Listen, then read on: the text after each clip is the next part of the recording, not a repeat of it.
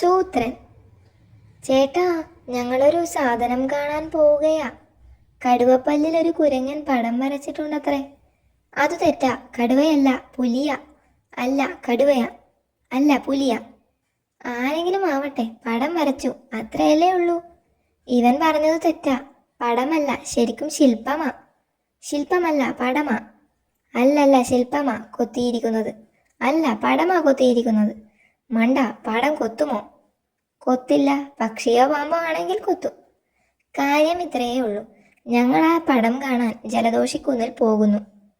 തെറ്റ്. ജലദോഷിക്കുന്നിലല്ല, മൂക്കൻ കുന്നില. അല്ല, ജലദോഷിക്കുന്നില. ഏതെങ്കിലും ആകട്ടെ, ഏതായാലും മൂക്കുവഴിയാണല്ലോ ജലദോഷം. കണ്ടിട്ട് ഇഷ്ടപ്പെട്ടാൽ പറയാം. ചേട്ടൻ വാങ്ങിക്കോ. പല്ലിൽ വരച്ച പടം സംഗതി കൊള്ളാം.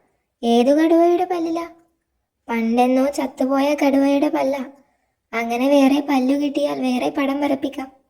എനിക്ക് പണ്ടെന്നോ ചത്തുപോയ ഒരു അപ്പൂപ്പൻ ഉണ്ടായിരുന്നു. പക്ഷേ ചാവുമ്പോൾ പല്ലില്ലായിരുന്നു. എന്തിനാ വേറെ പല്ല്? ചേട്ടൻ കടുവയല്ലേ, ചേട്ടന് പല്ലില്ലേ? ചേട്ടൻ പണ്ടെന്നോ ചത്തിട്ടില്ല എന്നല്ലേ ഉള്ളൂ. അത് ശരിയാ. എൻ്റെ പല്ലിൽ വരപ്പിക്കാമല്ലേ?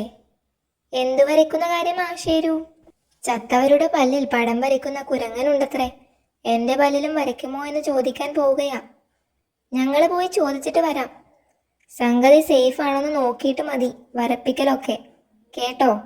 ഞങ്ങൾ കണ്ടു, സൂപ്പർ പടമാ. ഇവൻ പറഞ്ഞത് തെറ്റാ. ശില്പമല്ല, പടം തന്നെയാ. ഇവൻ പറഞ്ഞതും തെറ്റാ. അങ്ങേരും മൂക്കൻ കുന്നില, ജലദോഷിക്കുന്നിലല്ല. ജീവനുള്ളവരിൽ ചെയ്യില്ലത്രേ. ചേട്ടൻ വന്നൊന്ന് നിർബന്ധിച്ചാൽ മതി, സമ്മതിക്കും. പിന്നെ ഒരു കാര്യം, ഞങ്ങൾ രണ്ടുപേരും പറഞ്ഞത് തെറ്റാ. അതെന്താ?